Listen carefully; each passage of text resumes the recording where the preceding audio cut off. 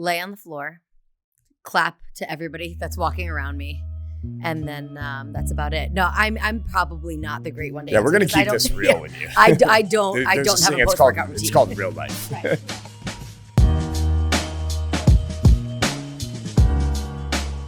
So, Lynsey, I learned a long time ago not to ever talk to women about their physical appearance, but you look very put together for this episode of the Metabolic Academy Podcast. For anybody that watched the last one, I was not prepared for video to be happening. I wasn't saying anything I thought podcast. Great. Voice. That's all I need. Let alone now I come in and there's a camera there. I'm just not ready for it. Two cameras on. Two cameras. So today I decided I'm going to wake up. I'm going to take a shower. I'm going to wear something that might look appropriate. And then I decided to work out at 7:30 with Patrick DeVoe. Oh. You were there. Allie, Abby, we had a nice crew there. But upper lower sprint ruined my hair day. Yeah. It looked great before the workout. Yeah, when you get to be my age, it's not upper lower sprint, it's upper lower survive. And I feel like that's you were sprinting. Doing. I saw you getting after it. I was sprinting. You did a great job. I was sprinting on the upper body and I was surviving on the lower body. And the sprint was more of a trot. It was not a sprint.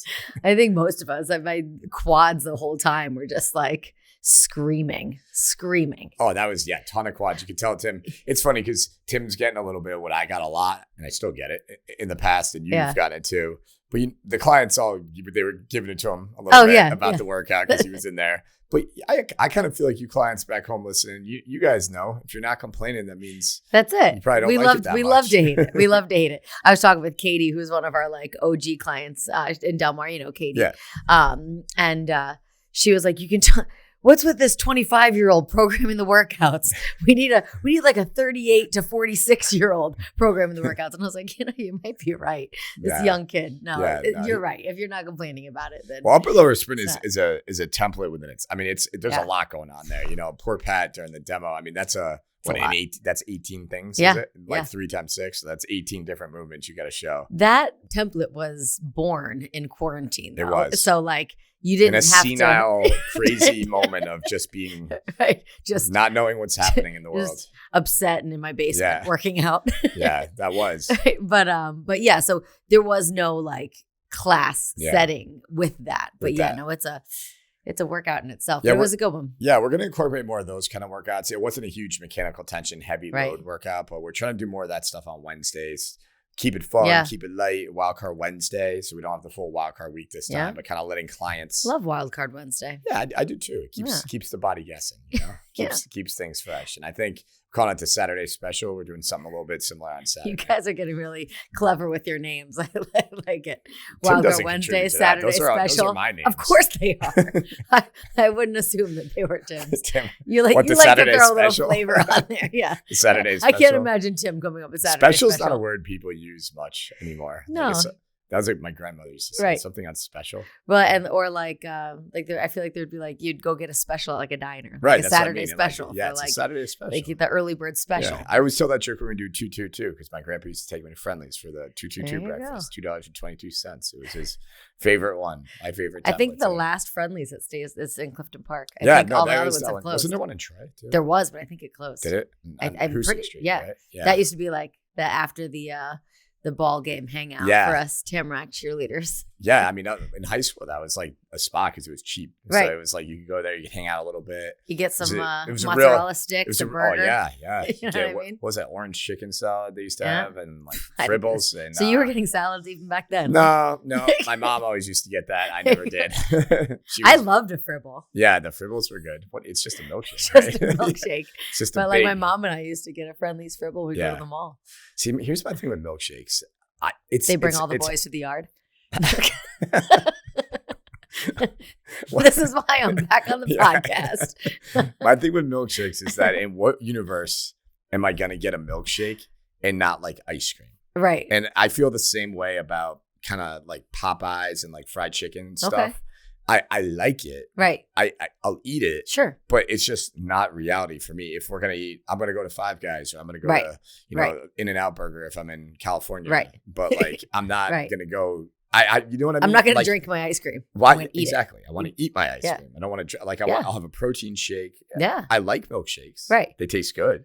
Fantastic. Why would you get that instead of ice cream? Yeah, I don't Make know. a case for it. I don't know. I can't. Right? I think because I was probably 17 and was able to eat whatever the hell I wanted to, Yeah. so I could walk up and down the mall drinking a Fribble instead of water. Oh, which is what I would do bliss. now. I remember when I was working up in Saratoga in high school, I worked at the track, and after every shift, me and my buddy Andrew, we'd go to Stewart's, we'd get milkshakes every day. Yeah. Just Yeah. as a little snack before yeah. dinner. And that was just what we did. You Didn't know anything. Didn't know what macros were. Didn't know what a calorie was. No. Didn't really care.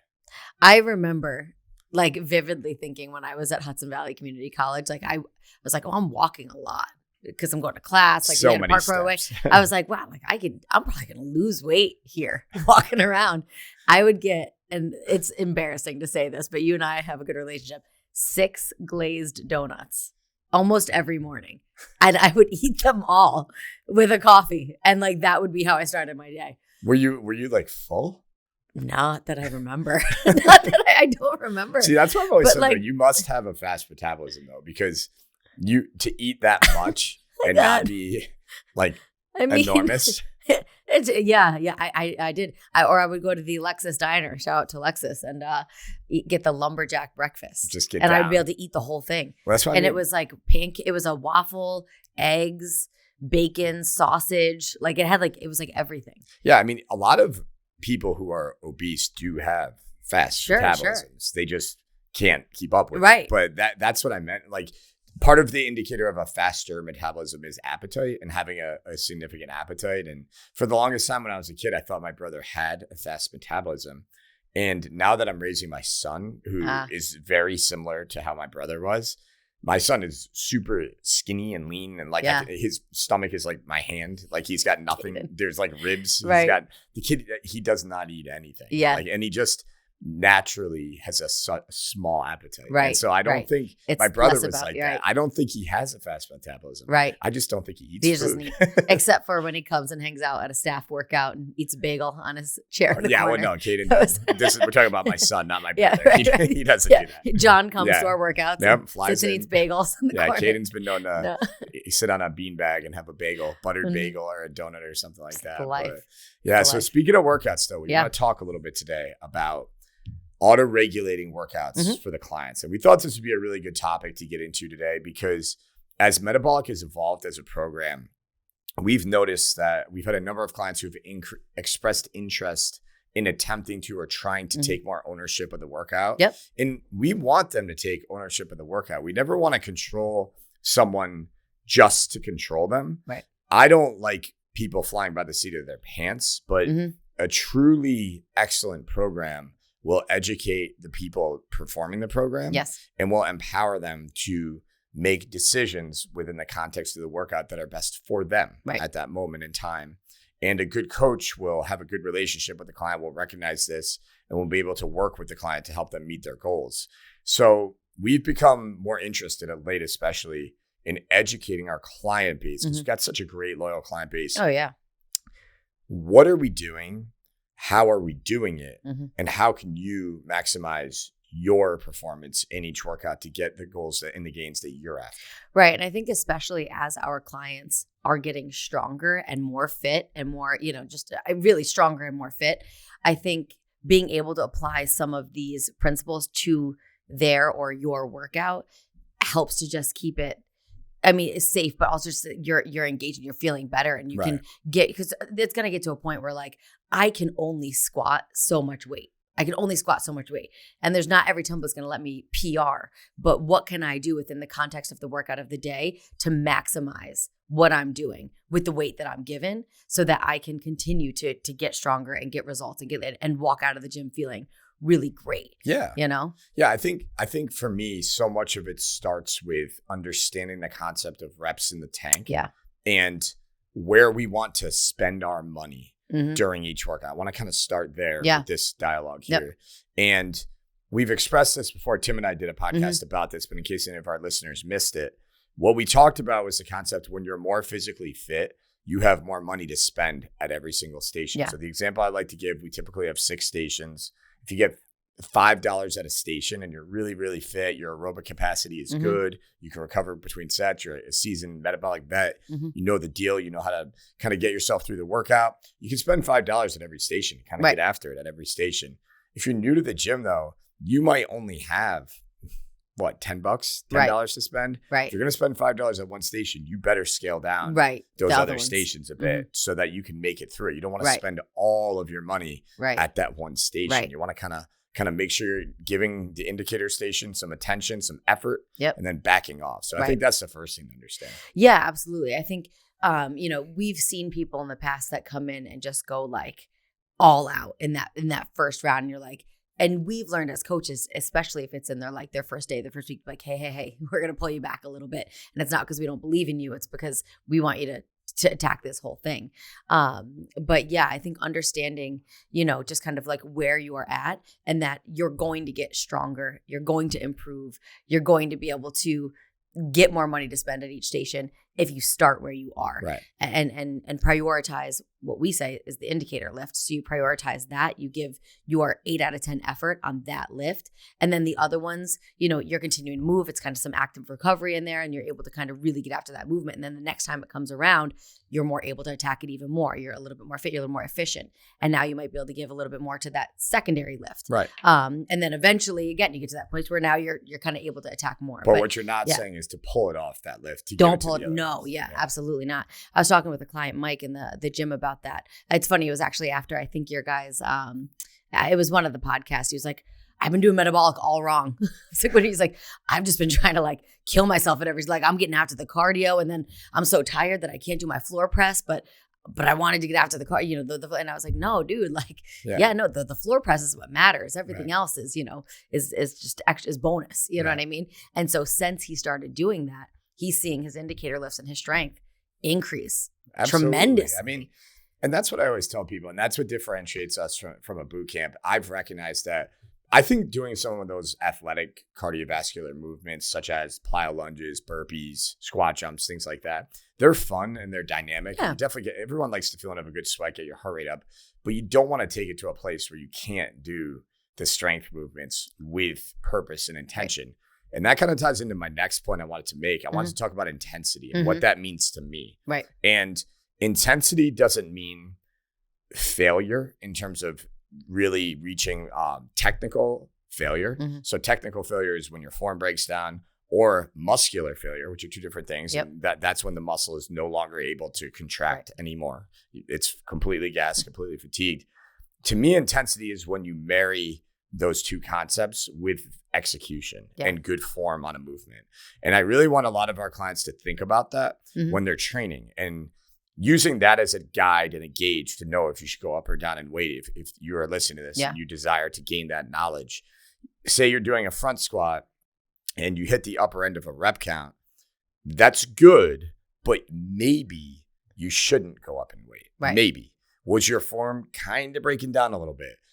How many reps in the tank did you have? Like if gun to your head, how many more were you going to get? If I had a briefcase of $1 million and you could get 3 more, would you have gotten 3 more? Or was that about it right there? So you got to understand, even if you're at the upper end of the rep range, it's quality too. Right. It's what did you get? And self-awareness too. I mean, I know a lot of times if you were to have a video of yourself doing, especially a squat, sometimes it feels terrible for some people, but it looks pretty smooth and quick. Right. And other times for other people, it feels okay, but it looks terrible. Right. And I'm not trying to be mean, but we have a number of situations we come across that's like that. So you gotta, if you're not sure, have someone film you and have a coach film you and watch it after class. You might be surprised at what you see, but you got to understand you have to marry the form with the effort. Effort. And that's why I say 8 out of 10 on both. Right. I'm not a 10 out of 10 form guy. I know with intensity and effort, there's going to be a little give and take there, a little breakdown there. But at the same time, we have to see that effort, right? Like you shouldn't be going through metabolic, and you shouldn't, even if you're a very beginner level client, if it's at 8 to 10 rep target, you shouldn't be able to do 30 reps. Right. I mean, maybe if you're incredibly out of shape or deconditioned, maybe, but you got to understand that concept. Yeah. I think, you said it perfectly, but marrying the time under tension with the effort, with the form, when you can do all 3 of those things, that's where the magic lies. And we have some people, especially now, you give a rep range and they want to like, we talk about Kendall a lot, just raw power, where he wants to jump in, grab his weight, rep out, the 10, but there's still 30 seconds left on the clock. Yeah, I've seen some crazy things at Metabolic strength wise, and we don't get me wrong, we have a lot of really strong women. Yeah, many of them are stronger than I am, but Kendall and Drew have done, and I'll put some of Tim's leg stuff in that category too. Wild, but some crazy stuff. Yeah, and I think perhaps Drew kneel to standing with Mamba was insane. Like that was absolutely that's just you got to be a strong dude to do that. There's just no other way around that. Right. Throwing a kettlebell up to your chest you're kneeling on your knees and then putting your foot out like a lunge and standing with a 205-pound kettlebell is just incredible. Yes. Just the ability to do that is insane. I want to say there's probably 3 or 4 humans in the whole metabolic community that could even attempt to do that. Right. I can think of a couple, Kendall probably being one of them, but my longtime client Teddy, I would like to think would make a good run at that, but not many. Right, is my point. Get Tim a little fired up, you tease him a little bit. I think he might be able to surprise you on that one, but other than that, not many. Right. And seeing Drew do that with that type of ease was absolutely crazy. But getting back to Kendall, there's a video. I think Hugh was filming him or something. Kendall is doing the 120s and like on a front squat, and he hadn't learned yet how to kind of control his negatives and pace the sets to match, like you said, the form at the time of attention. He is pumping them up and down like a piston. If I even was strong enough to hold those in my hands, I would plummet to the ground and I would not come back up. I mean, this kid is he's freakishly strong. Yeah, freakishly strong. It's wild. Yeah, so getting back to your point though, rep speed. Tim has a great, and a lot of this type of content gang is on the Metabolic Academy Instagram page. Yep. Tim does a great job getting technical and going in depth on there. Mm-hmm. He had a great post recently about rep speed. Right. And if your first rep should look different than your last rep in terms of concentric rep speed. Right. Not form, concentric rep speed. How fast are you rising with the resistance? Mm-hmm. If your first rep last rep closely resembles your first repetition, as a more seasoned trainee who's seeking to make gains over time, you're not doing it right. You're just surviving the workout. And that's not what this is about. Right. Yeah, no, 100%. It's that last rep shouldn't be ugly, but it should be hard, and that's if you're coming into the gym consistently and you're getting strong, or you're trying to get stronger, or you've been coming for a while and your last reps feels the same as your first, it's time to upgrade a little bit. And I know even myself, like I can get in my own head, not so much like in my previous life, but in this new life where like postpartum and old 36 now, I feel like I will sometimes get in my own head where I'm like, I'll use, this is the weight that I need to be at. And sometimes I need a coach to kind of push me and say, no, Lyns, grab that heavier kettlebell. You can do this. So I did that to you today. I know you did. And I appreciated it. But because I'll get in my own head. So I think, trusting your coaches with that stuff, but you can also self-monitor. And I do try to think about like, how do my reps feel? What do my reps look like? How fast am I going? And then you can kind of make those adjustments from there. Yeah. So I think the first thing is, provided that you're hitting the target rep count, as long as you're hitting the target rep count, and your concentric rep speed is very smooth and very, very strong. Right. Certainly, feel free to bump up and wait a little bit if you can honestly say that your form is not is excellent. And I'm perfectly fine with that. Keep in mind too the amount you're jumping up. It needs to be factored into the load you're using. If you're a man who's floor pressing the 90s, a 10-pound jump is not crazy significant. Right. It's kind of like, a woman who's doing the 40s going up 5 pounds. It's about 10% increase both ways. Right. So I think you need to understand that as you continue to get stronger. Right. And you just have to earn that right to get stronger as long as your form is in check. Right. Something else too that I think a lot of clients would benefit to listen from is pay attention to the exercises that is the indicator lift, mechanical tension. That's when we're trying to increase that load. Mm-hmm. But try to before you try to advance yourself to heavier and heavier things on the metabolic stress movements, where we're trying to, so metabolic stress, just to recap, is when we're really trying to achieve that muscular fatigue through a lot of quality contractions and accumulating lactate buildup in the muscle tissue which has been shown to increase muscular size and strength over time. That's called metabolic stress. A lot of positive stuff. That's that muscle burn. That's literally what that burn is. It's the building of lactic acid and the pump that comes from all the blood going into the muscle tissue. But those are great opportunities to focus on squeezing the muscle. Using the proper range of motion. A lot of times on that, it's a smaller range of motion. It just depends on what that is. But trying to maximize your execution before just seeking to rise up in weight every single time is a good tool to use. Yeah, I think, that's I guess another thing that I'll use in terms of like intensifying my own workout or work when I'm coaching on the floor. Mind muscle connection. We talk about it all the time. But if you can make those mind to muscle connections and you can think about, the flexion, if you can think about your muscle stretching, then contracting, like today on the duck walks, I was doing it a ton. I was really thinking about like extending my quad. And I was because Tim talked about it in the Nuggets. I was thinking about surviving. And I'll tell you, and it's, What does Tim know about quads? Look at these puppies. Right. I really did think that was you when Pat was demoing today. But if you really think about it, like in the past, I've been guilty. Like you can bop in the bottom of that duck walk all day. I can just pop. Maybe not all day, but you can do it for a while. Glad you can do that for a while. But like when you actually think about like extending and squeezing and what are my quads doing and where's the weight on my foot as I'm stepping through, it will intensify any movement that you're doing. And same thing with any of the movements that we're doing. If it's a bicep curl and you're thinking about the muscle elongating, we talk about it on delt, the lateral raises all the time. Like think about that delt shortening at the top and you're making those mind muscle connections.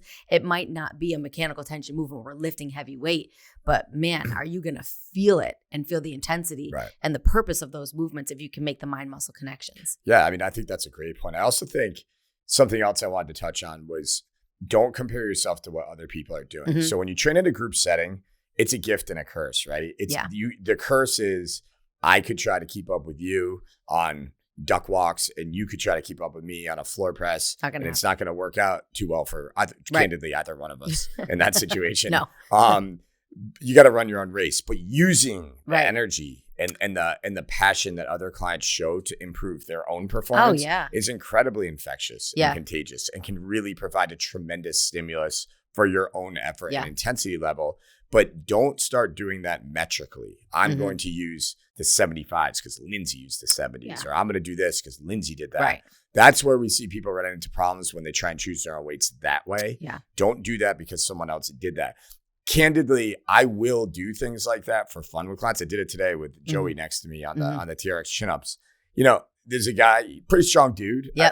He wasn't trying them up in the air with his feet in the air. And I challenged him. I was like, dude, how do you know you're going to get, how are you going to get stronger? Unless you try it. Why did I do that? Because it's a safe movement. I can easily deload him immediately. Shift him right down. That's the benefit of a lot of the body weight movements. You can do that quickly and safely. If we had been doing front squats, I'm probably not going to do that. Like, hey man, try the 95s. You haven't tried that yet. We're probably not going to do that. There's a lot that can go wrong there. So we really have to have Joe in that particular instance run through his mental checklist. What do a lot of you clients think about while you're doing these? Do you guys have a mental checklist is what I would challenge you to have. Are you thinking to yourself, how was my form? How was my concentric rep speed? How was my range of motion? Did I compromise any of that to achieve what I wanted to achieve? Was I just chasing a number? For sure. Or did I have good range of motion?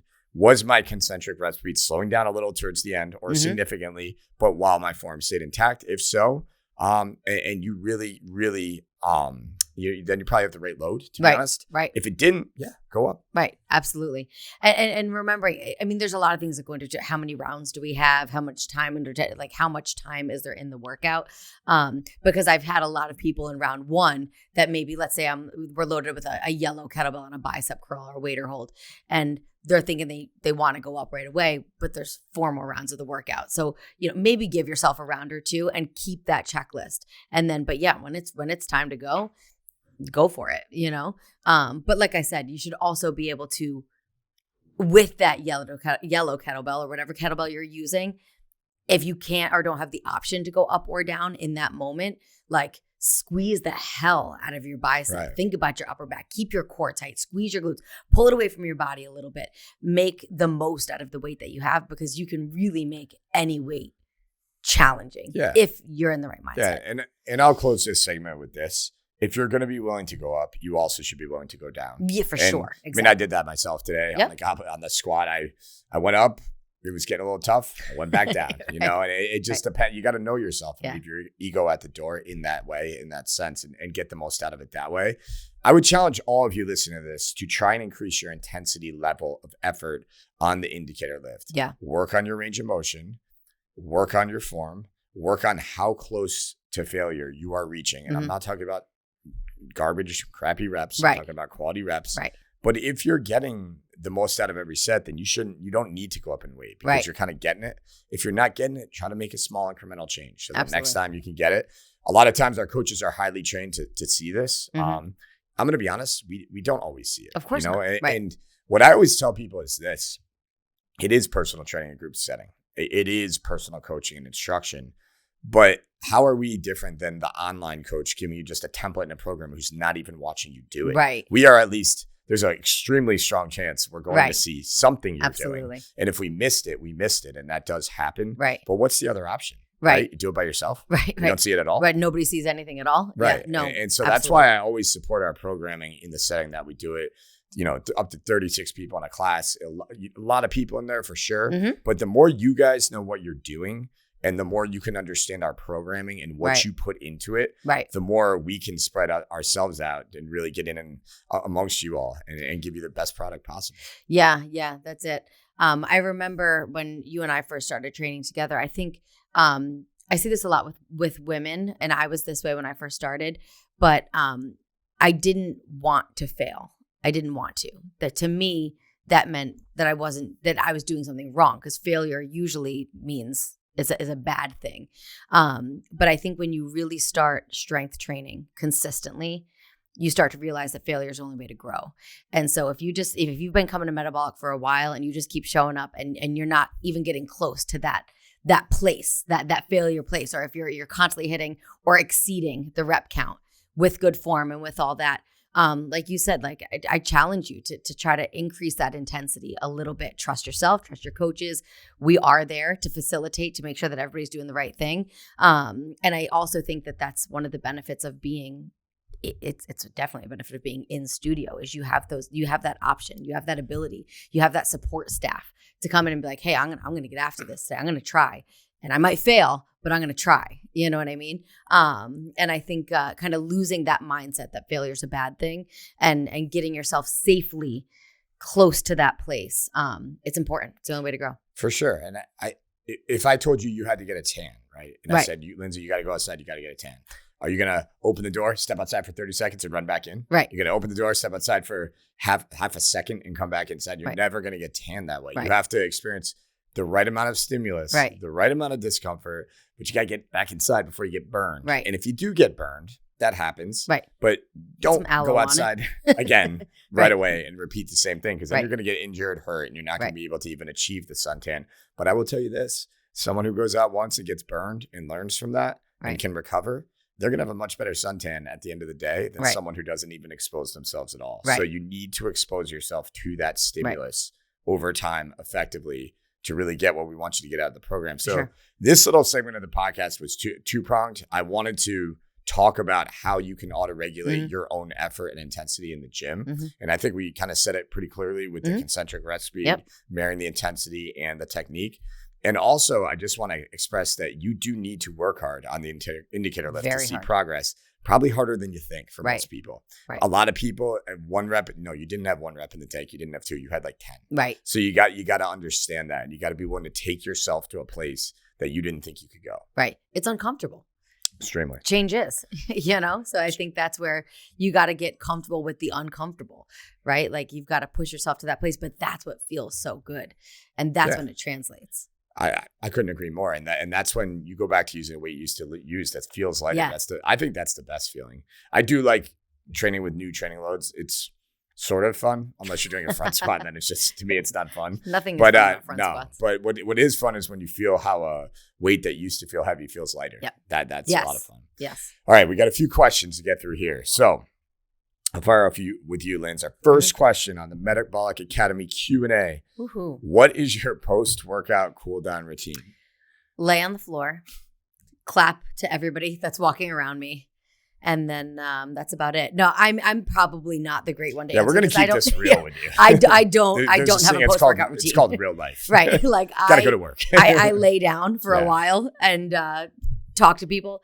I drink some metabolic aminos and I go about my day. Right. I don't really have a post-workout routine besides literally just talking. Well, what you're supposed to do is enter a hyperbolic chamber and allow your parasympathetic nervous system. I'm just kidding, guys. That is what you're supposed to do.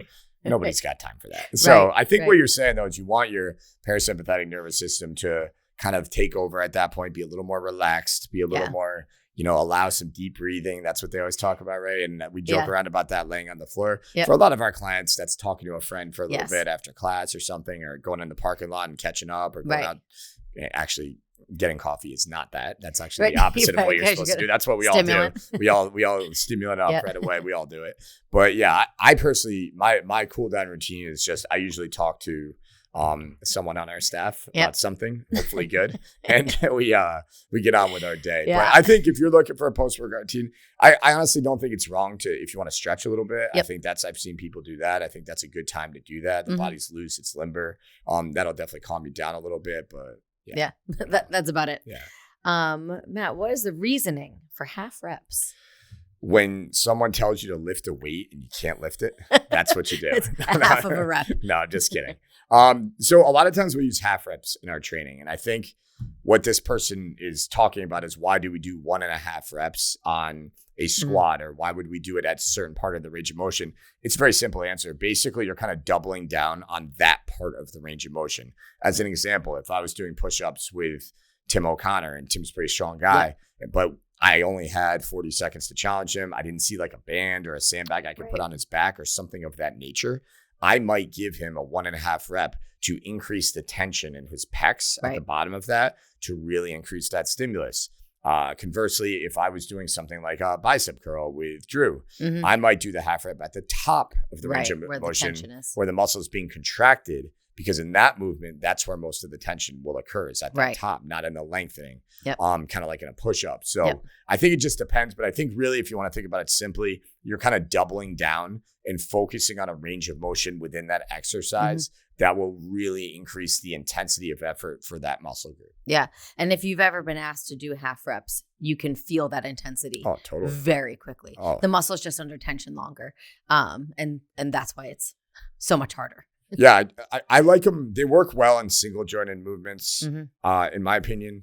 Sometimes more, because it's because you got to kind of use a little bit of a lighter load sometimes to really feel those. And a lot of times on the compound movements, we don't really tend to do that as much. So especially if the loading is appropriate, as we've talked about. Right.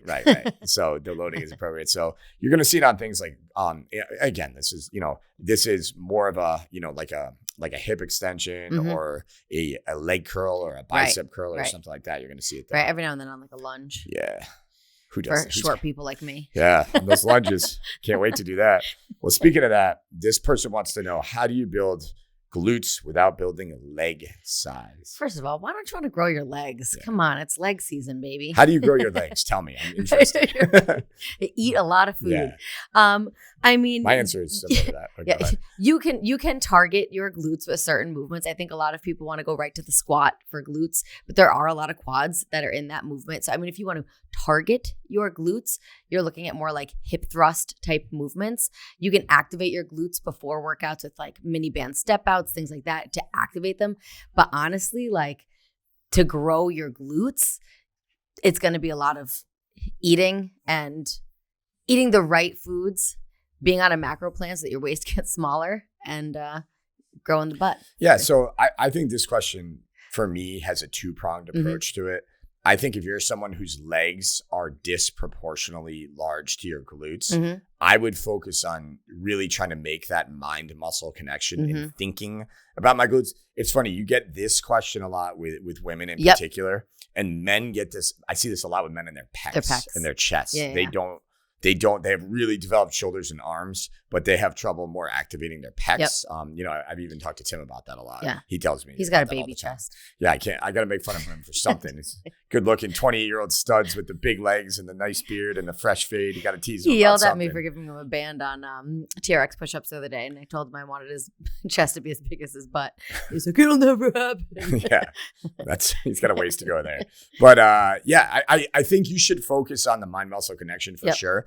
But I also think it's very inherently dangerous to try to deload your intensity in leg training, because to me, the people who have the largest, most developed glutes are people that are training RDLs hard and with intensity and lunges hard and with intensity and things of that nature. Yep. So I haven't seen someone who can RDL. I think, you really, if you want to push poundage on a movement, I think RDLs and things like that will get your glutes there. Yeah. I think that's one of the reasons my butt got a lot beefier from doing metabolic than what it used to be. Mm-hmm. And I attribute it honestly to all the hinging we do, whether it's swings, RDLs, rows. We are always hinging, always stretching those glutes. Right. Do a lot of lunges and things like that. Reverse it's really hard. Your genetic profile will dictate your muscular development.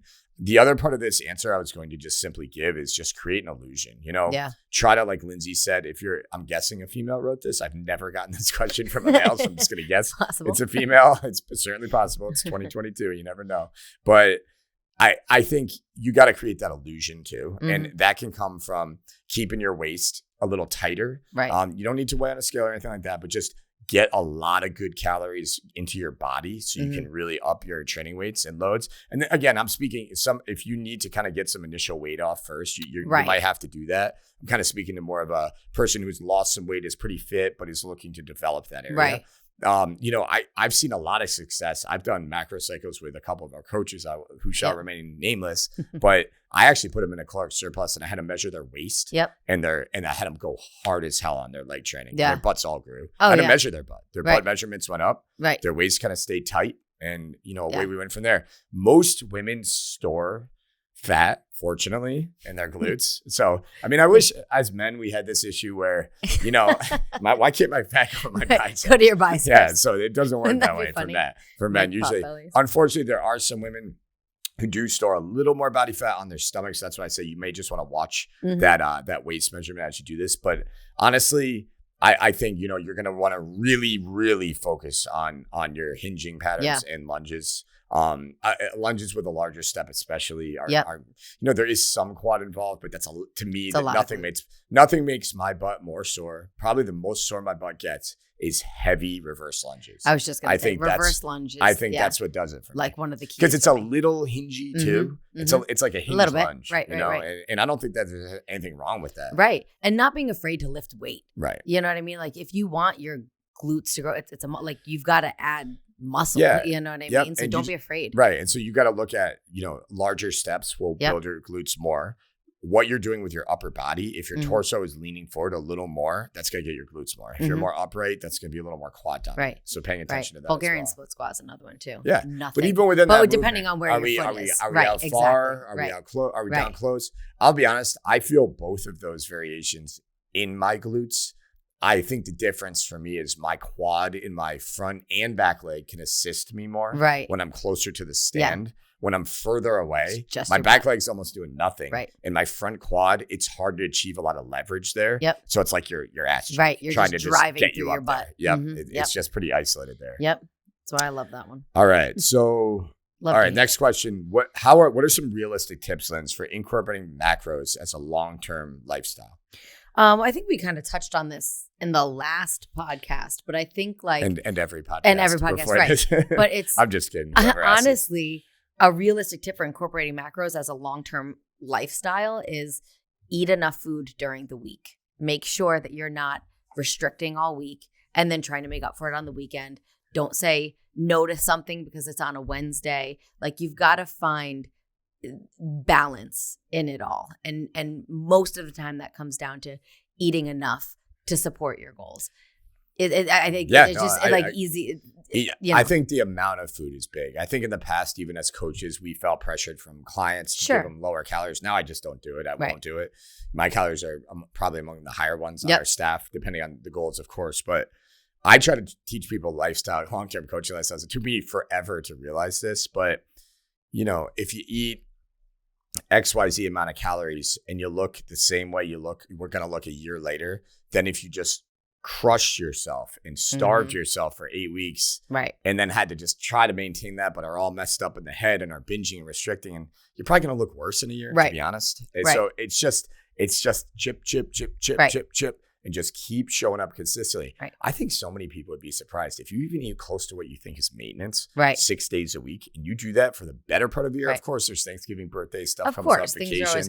But if you do that for the better part of the year, I think you're gonna be pretty stunned with how you look, because you're gonna. I find get your steps up, focus on your step count, get those up, stay active, increase your food intake. So you can go hard in the gym and really get after it. But be strict, though. Don't lie on my fitness pal and pop those M&Ms and don't count them. Like, it all counts. Your body counts them. You got to be honest. Yep. The other one just close this, you got to just give yourself a little bit more leeway in terms of a calorie range. For example, I'll disclose my calories. Right now, I'm about 2,500 to 2,700 calories a day. I'm a pretty active guy. I think even I am coaching again a bit, which my steps are way high on those days. But even how I am. Yep. I'm a restless guy. Yeah, Those who work in the office know I walk up and down the hallway 50 million times. I get ADD. I have trouble sitting still for very long. I'm moving. I got 2 dogs. They're old men now, and I walk them more than they probably want to walk. But we walk 2 to 3 miles a day.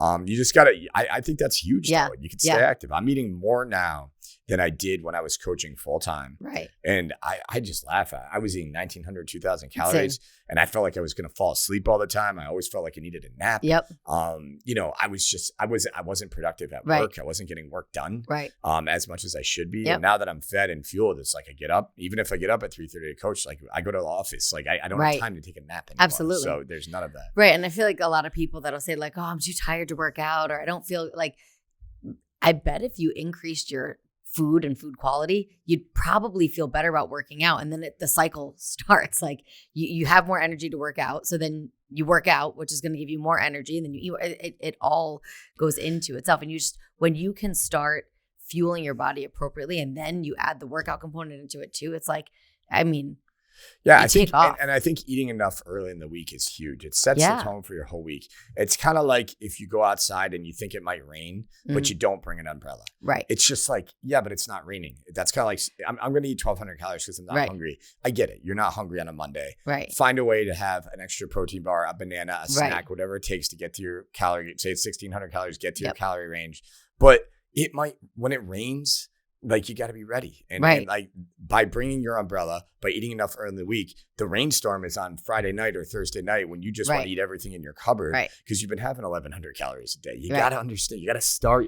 You guys have to start understanding this and start applying. I'm not trying to sound like a jerk, but you gotta. I'm being stern because I want you to understand you've got to start applying consistently and honest consistency. The body not is my fitness pal consistency. Honest consistency. The body is so smart. And the body doesn't know what the difference between Monday and Sunday and Saturday and Friday.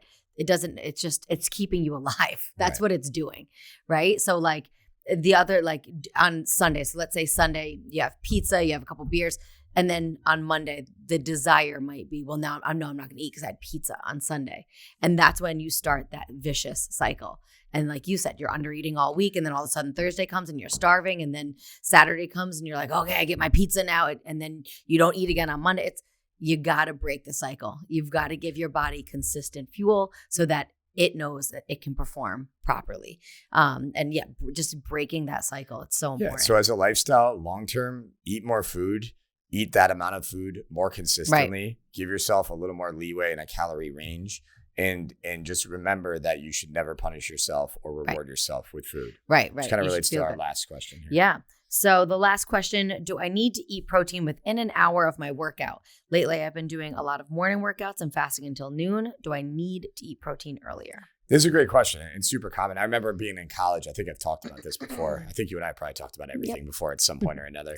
And I would go to my dorm room. We always lifted at 4:00. We're college kids, so we're just screwing around in there. So 4 to 5:30 or 5:45, BS and talking, doing God knows what else. But This is also the same era when I wore my lifting gloves to the cafeteria because I wanted the girls to know. I wanted them to know I lifted because you couldn't tell from looking. And instead, they looked at your gloves and thought, "What?" I'm not going to say the word I was going to say. But the year was probably 2000. So they were cool. It was a different time. It was a very different time.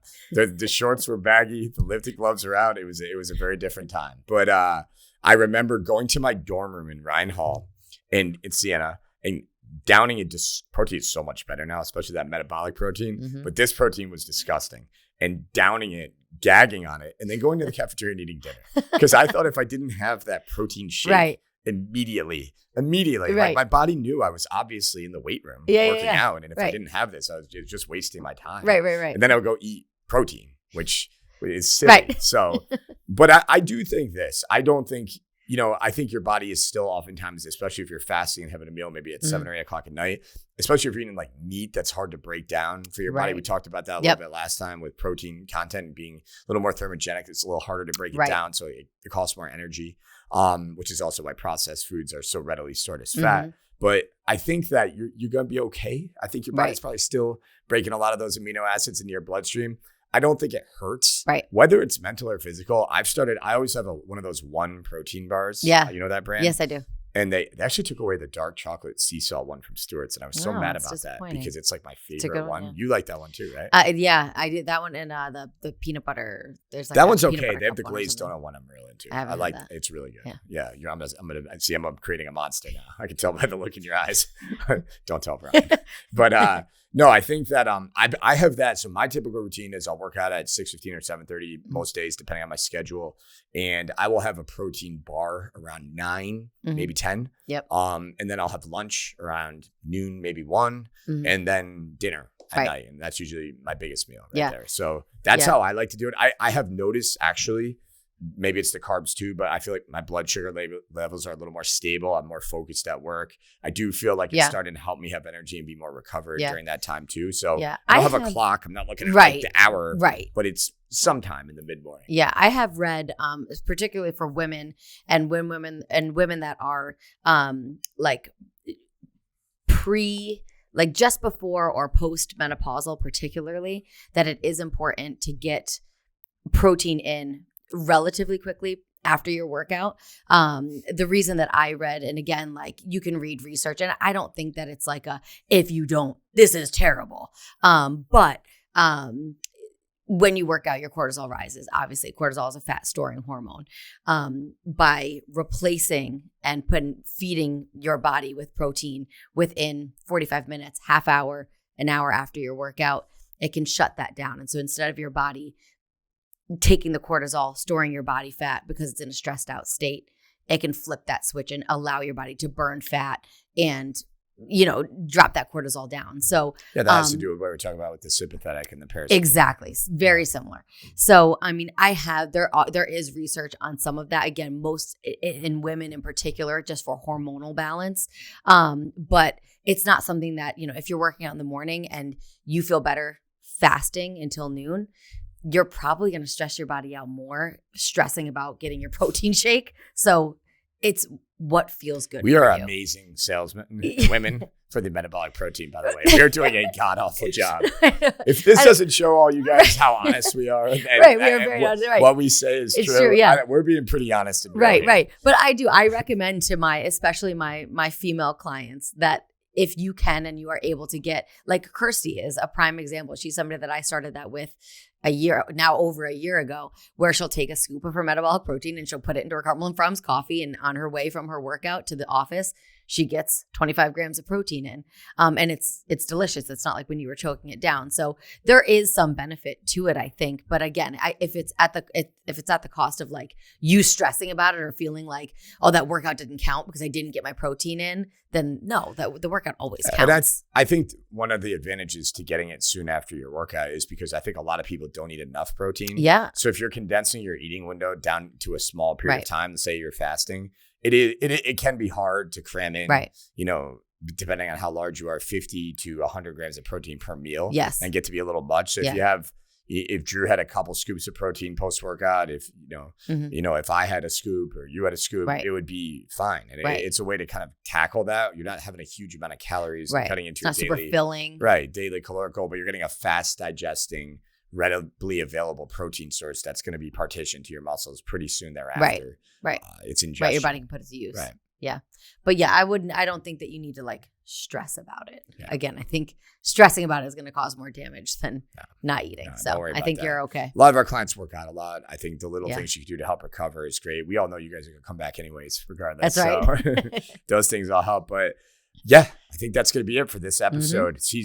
We're off to a strong start, Lyns. We've stuck to our schedule twice in a row here. Well, we're doing pretty good. Good job. Thanks, Matt. Yeah, so for Lynsey, this is Matt. Thank you so much for listening, guys. We really appreciate you. If you could continue to give us those 5-star ratings and reviews. If you haven't left a review, you just might get out of a burpee pyramid from Lynsey next time she sees you. You never know, though. I don't know. You never know. If your name is Pat DeVoe, you're probably in trouble. Probably not. I'm teaching 8:45 on Friday, so depending on when this comes out, we'll see. Nice knowing you, Pat. Take care, guys.